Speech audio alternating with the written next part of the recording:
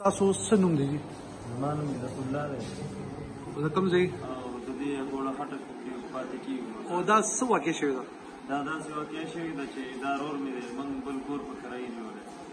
دا هغلته تللی دی، هغه کس دی بدو سټیټ د شناختي کارډ ورکړی چې هغه سایډ نه راځي. وروسته نه پې چا بلوډ والی 2 کسان دي بللي چې بلوډ یې پرې والی، نو ده ورته ویلي څه حساب دی څوک یې وایي. نو هغه ته ویلي موبایل را، چې موبایل یې ورکړی دی، ده ته ویلي پیسې مړه پیسې یې ورکړي دي. نو هغه وروسته چې دا هر څه ورکړي، وروسته نه یې په سریا باندې والی، په اوسپنه باندې دا چې را پرېوتی دی، بس نور ګزارونه یې ورکړي.